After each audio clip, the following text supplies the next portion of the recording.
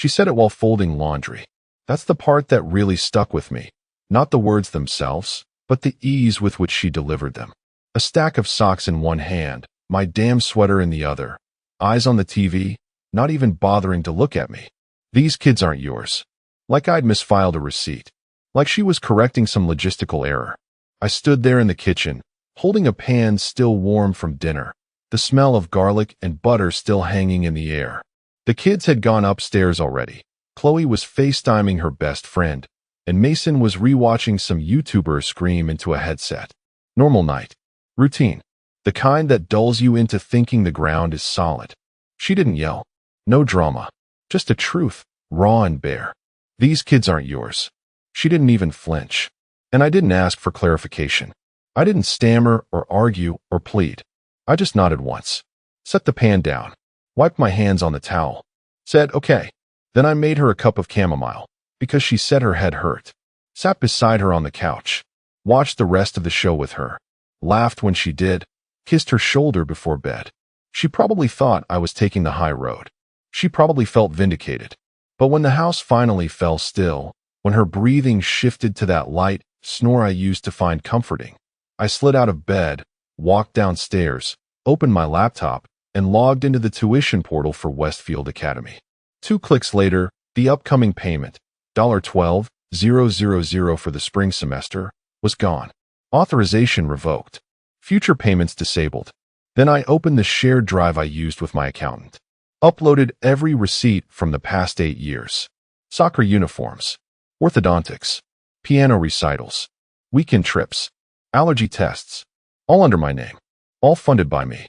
She said the kids weren't mine. I decided to believe her. And to the 98% of you watching who haven't hit that subscribe button, help me reach my first 10,000 subscribers. It's a small click for you, but it pushes my team to keep creating stories like this with everything we've got. Seriously, it matters.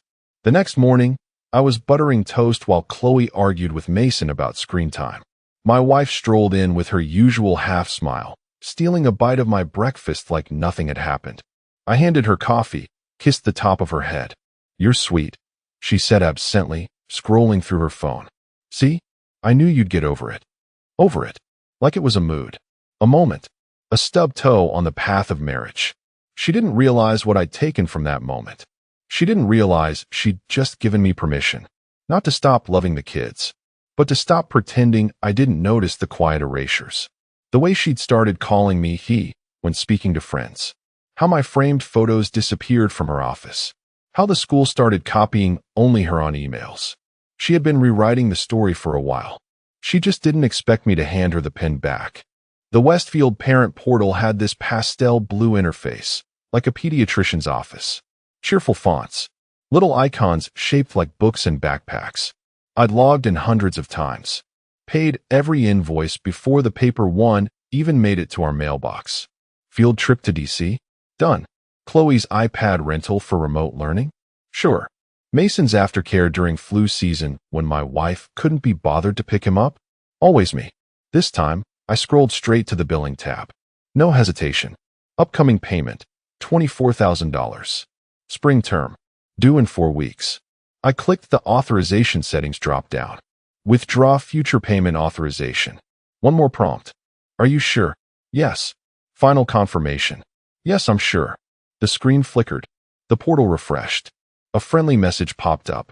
Payment authorization successfully canceled. There was no explosion. No alert. Just silence. Like walking out of a room and softly shutting the door behind you. I took screenshots of every invoice I'd paid since 2013. Archived them into a folder I renamed History. Then I forwarded the entire folder to my financial advisor with one simple instruction. Freeze the Westfield Education Trust. Do not disperse further funds. He called me within the hour. Sir, he said gently. Just confirming. This means both kids, correct? I didn't even flinch. Correct. He hesitated. I'm sorry, I just want to be clear. You and your wife, everything okay? I paused, then said, she made it clear I'm not their father. So I'm acting accordingly. No emotion, just words, clipped and clean. There was a pause on the other end. Then, understood. I'll make a note in the system. I leaned back in my chair, cracked my knuckles, and stared at the framed photo on the bookshelf. Chloe, age 6, missing a tooth, laughing at something off camera. Mason in a dinosaur hoodie, both sitting on my shoulders in Yosemite. That had been a good trip. I didn't stop loving them. I just stopped being a fool about it. Because you can love someone else's children with your whole soul and still be told you're temporary. And that night, my wife came downstairs wearing a robe and a face mask, kissed me on the head like nothing had shifted. What are you working on? Just taxes. She laughed. That time of year again.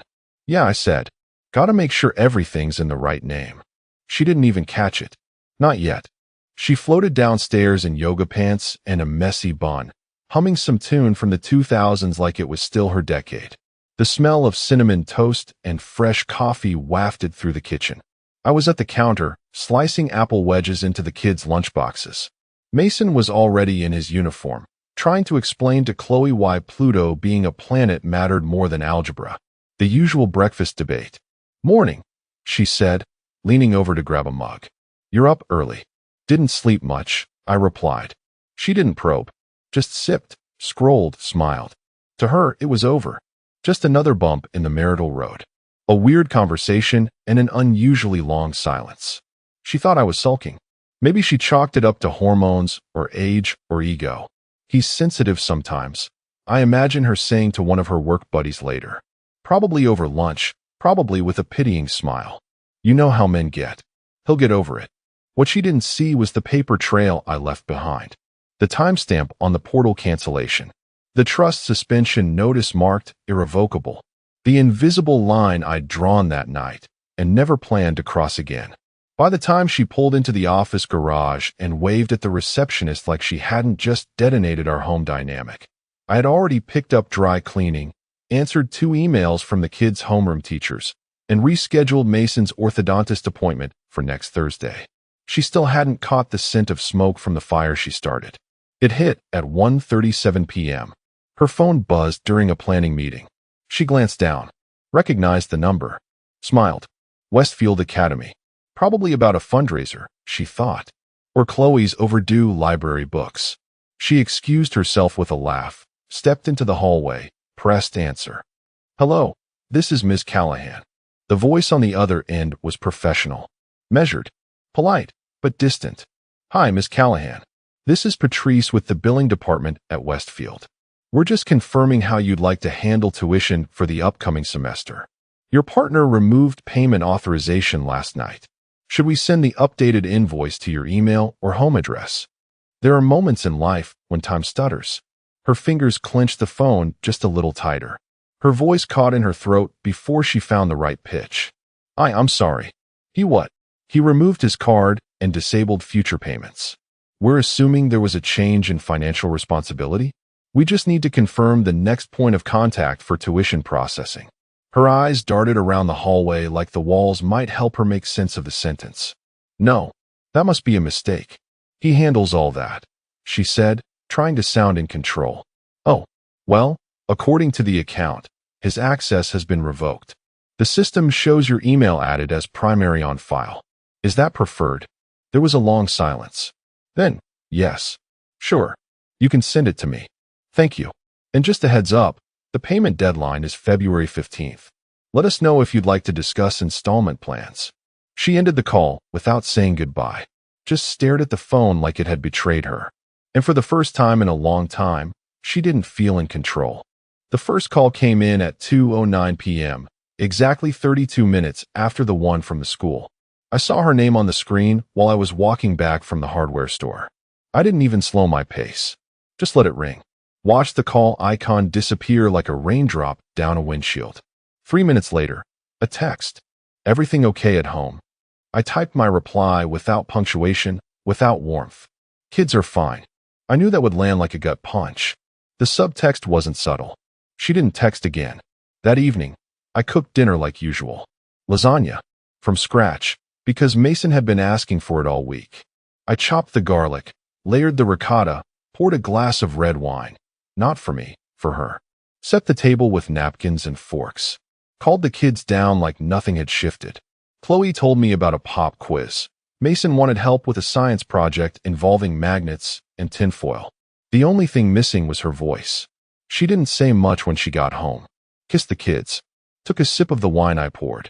Chewed her food like it might bite back. We were clearing dishes when she finally spoke. So, the school called me today. I didn't look up from the sink. Yeah. They said there was an issue with payment. Oh. Her tone sharpened. Did you cancel the tuition? I turned, wiped my hands on a towel, and gave her a small, polite smile. I'm not their parent. I figured it wasn't my place anymore. The air in the kitchen changed. Like someone had turned the thermostat down 20 degrees.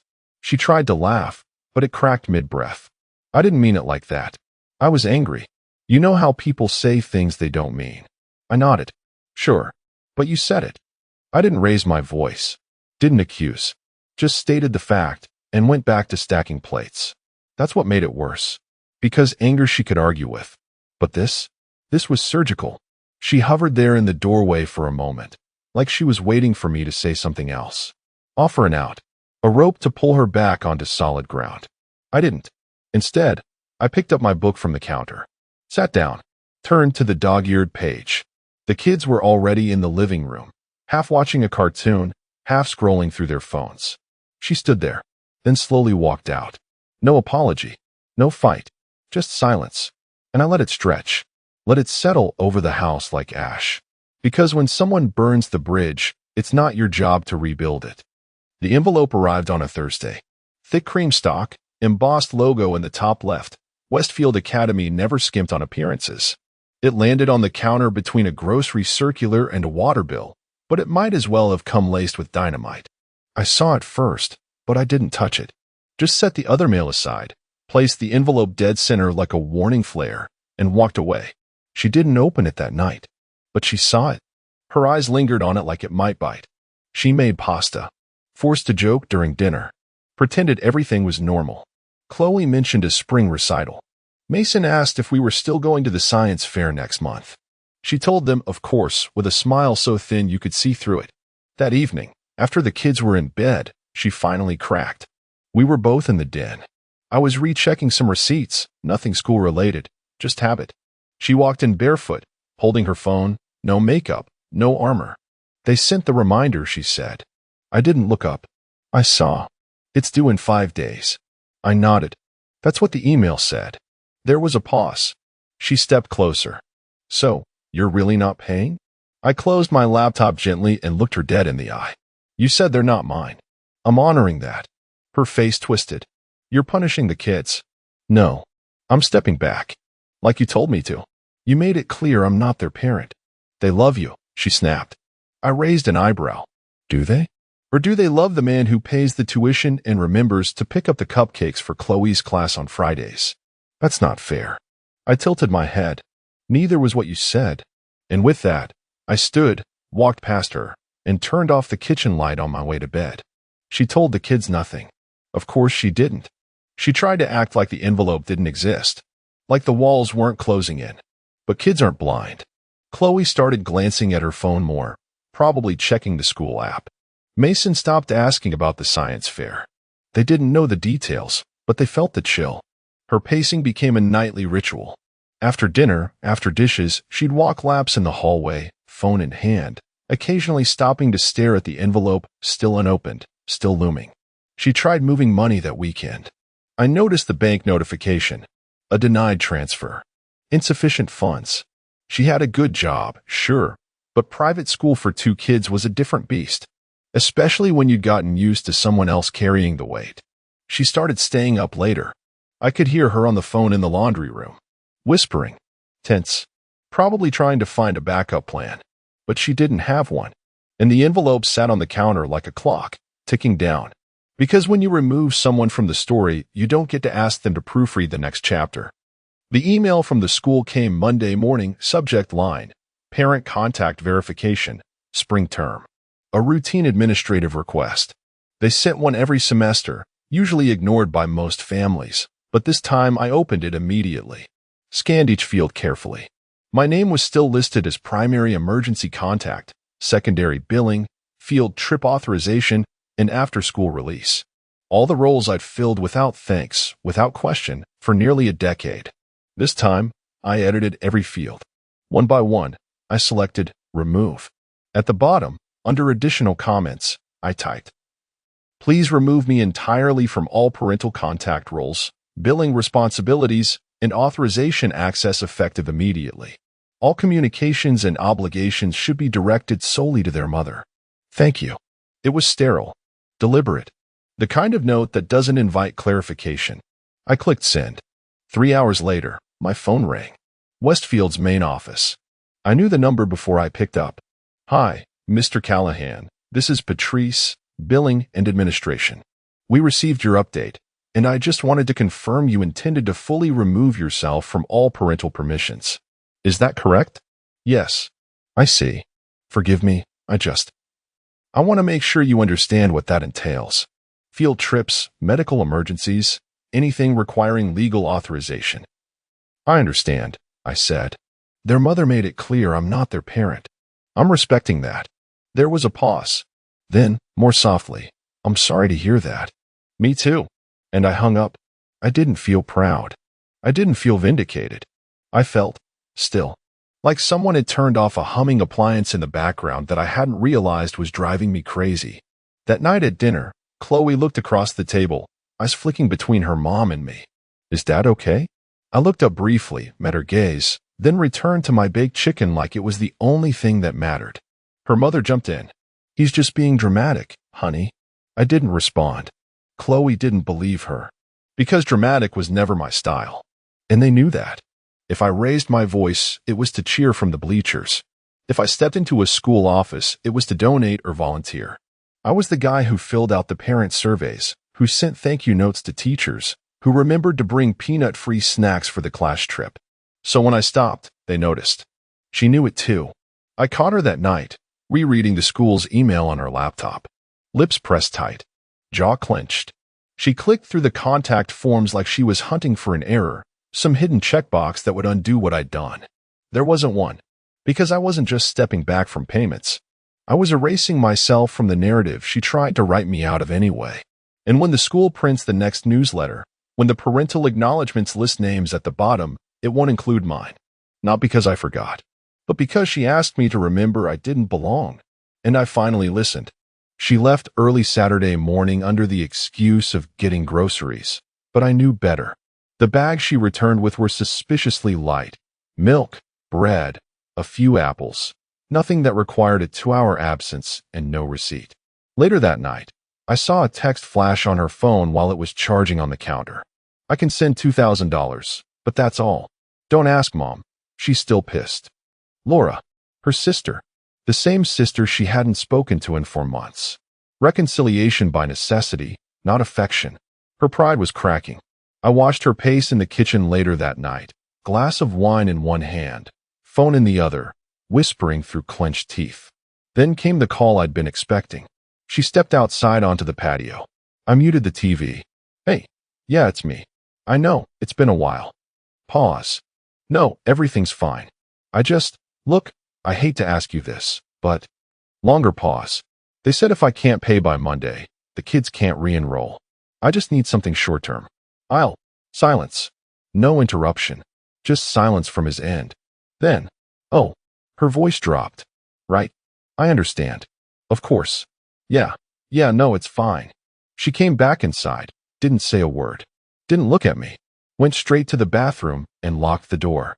The muffled sound of the faucet running drowned out the sound of her wiping away whatever was left of her dignity. I didn't ask how it went. I didn't need to. The next day, while cleaning the printer tray, Mason, 12 years old and smarter than most adults I know, found the tuition letter. A printed email, crisp and folded once. He brought it into the living room while she was upstairs, holding it like it was evidence from a crime scene. "Mom," he called out. She answered from above, "Yeah?" He hesitated. "Are we leaving school?" I froze. She came downstairs slowly, saw what he was holding, and her face blanched. "What is that?" she asked too sharply. "It says we haven't paid," he replied. "And there's a deadline." She opened her mouth, closed it, tried again. "Don't worry about that. It's adult stuff." He didn't buy it. "Did Dad quit on us?" he asked, voice barely above a whisper. And that, right there, that broke something. She didn't answer, just stood frozen, like she hadn't rehearsed for this scene. Because how do you explain to a child that your ego cost them their education? Later that night, when the house was quiet again, I saw her hunched over her laptop, eyes red, shoulders sagging. She navigated to the Westfield tuition portal and clicked the tuition assistance link. The page took a while to load. She stared at the blinking cursor for a long time before she started filling in the fields. Income, dependents, reason for assistance. Her hand hovered above the submit button. But then, application deadline passed. February 15th appeared in red across the top of the screen. Too late. She slammed the lid shut like it might reverse the clock. But time doesn't care about regrets. And forms don't accept apologies. The clock had run out. And now the children she claimed were hers.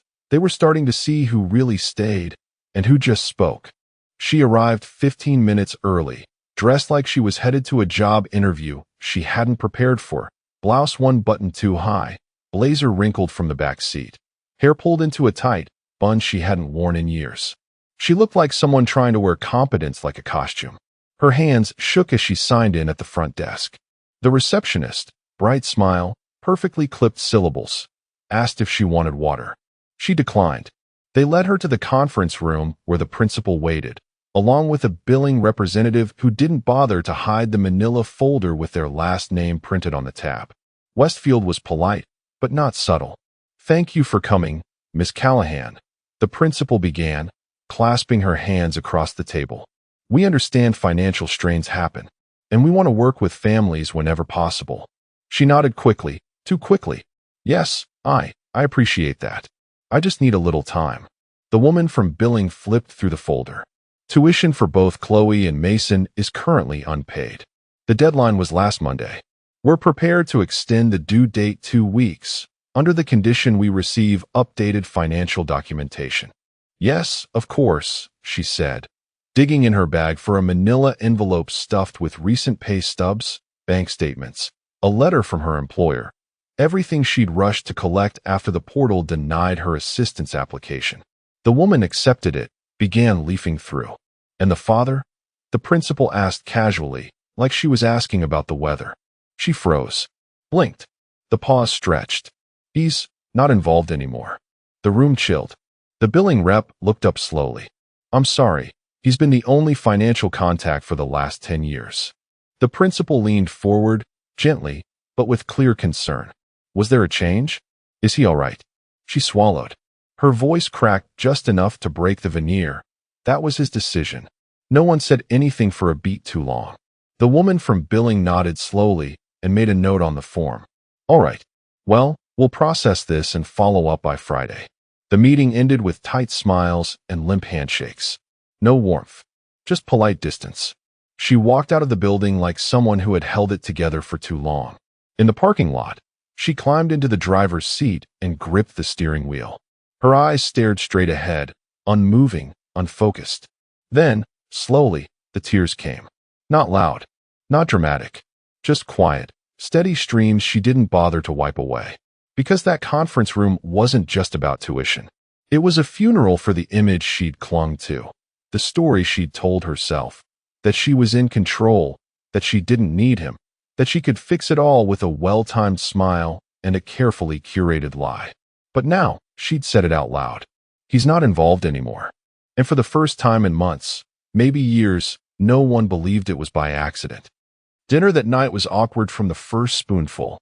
Chloe picked at her mashed potatoes. Mason stacked peas into a pyramid, which slowly collapsed onto his chicken. The clinking of forks on ceramic was the only soundtrack. No laughter. No teasing. No, guess what happened at school today? Just tension. Thick and sour, like something had gone bad in the fridge, and no one could find it. She'd made me loaf. A peace offering, probably. It used to be my favorite. I ate it out of politeness, not hunger. She kept glancing at the kids, waiting for one of them to break the silence. They always did eventually. But not tonight. Tonight, they were waiting for me. It was Mason who finally spoke. "Did Dad leave?" My fork froze midair. I looked at him, then at Chloe, who was staring hard at her plate like it might have answers. Then at their mother, who suddenly found something extremely interesting in her water glass. I took a breath. Steady. Slow. I'm here, I said calmly. Mason didn't flinch. But you're not paying for school anymore. I nodded. That's true. Why not? Chloe asked quietly, not looking up. I glanced at their mother again. Still silent. Then I said it. Because your mom said I'm not your father. The air collapsed. Like someone had yanked the gravity out of the room. Mason blinked, confused. Chloe's mouth opened, but no sound came out. They both turned to look at her. She didn't speak. Didn't deny it. Didn't explain. Just sat there, lips pressed tight, hands clenched in her lap like a child caught lying and too proud to admit it. I turned back to them. That's not your fault, I said, gently but clearly. None of this is. But it means I don't get to make those choices anymore. Not about school. Not about money. That's what happens when someone says you don't belong. They just stared. At me. At her. At the space between. She still didn't speak. Because what could she say? That she didn't mean it? That it was a joke? That a decade of love and doctor visits and night terrors and birthday cakes meant less than one petty comment? I stood up, quietly. Took my plate to the sink. Rinsed it clean. Placed it in the dishwasher. Wiped the counter where a drop of ketchup had landed. Then I walked out of the kitchen. No speech. No drama. Just the weight of something irreversible settling into the walls. That's the thing about words. They don't unsay themselves. Especially not when your kids hear the silence that follows. The envelope from the school arrived on a Friday afternoon. No embossed crest this time. No warm pleasantries. Just a blunt header in all caps. Final notice. Tuition unpaid. Enrollment terminated unless paid in full. No more extensions. No more sympathy. No more polite phone calls. The balance sat there in thick black ink. A final number. $24,000. No wiggle room. No installment plans. No deferments. She stared at it for a full 10 minutes without moving. Then she scrambled. She pulled open drawers. Logged into 3 bank apps. Made 2 calls, to no one who picked up. Tried a credit card that had always been her emergency parachute. Declined. Twice. The math didn't care how sorry she was. She found me in the garage. I was oiling the hinges on the side gate, something I'd been meaning to do for months. It squeaked every time the kids took the trash out, and they always forgot to close it properly. A small task. A bit of normalcy. She didn't even knock. Just stepped in and stood there with the letter crumpled in her hand. They're going to be pulled out of school, she said, as if I didn't already know. I didn't stop working. I tried everything, she added, voice cracking. My credit's maxed, my sister's done helping, and their father, you know what he said. Still, I said nothing. Finally, she dropped the act.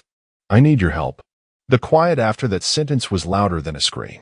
I set down the oil can, wiped my hands on a rag, and walked past her into the house. She followed, desperate now. Please. They'll be humiliated. Chloe's already talking about her recital. Mason's friends are all there. Don't do this to them. I nodded slowly, then opened the drawer by the hallway desk and pulled out a thick envelope I'd prepared days ago. It had been sitting there, waiting, like a loaded chamber. I handed it to her without a word. She looked confused, then tore it open. The first page was a typed note. Short, unmistakable. I was proud to raise them. You chose to erase me. So now, you get to do it all. Her hands trembled as she flipped to the second page. It was a copy of the voided tuition payment. Dated. Timestamped. 2:17 a.m., the night she told me they weren't mine. She looked up at me. Eyes wet. Face pale. Something in her wilted. Not in an angry way. Not indignant. Just defeated. Because she knew. She knew the exact moment this domino started to fall. And she knew why. I nodded once. A silent confirmation. Then I walked past her. Past the photos on the wall. Past the half-packed backpack Mason had left by the stairs. Past the open door. I didn't slam it. Didn't say goodbye. Because there wasn't anything left to say. Not as a husband. Not as a father. Just a man who was told he didn't belong. And finally, believed it.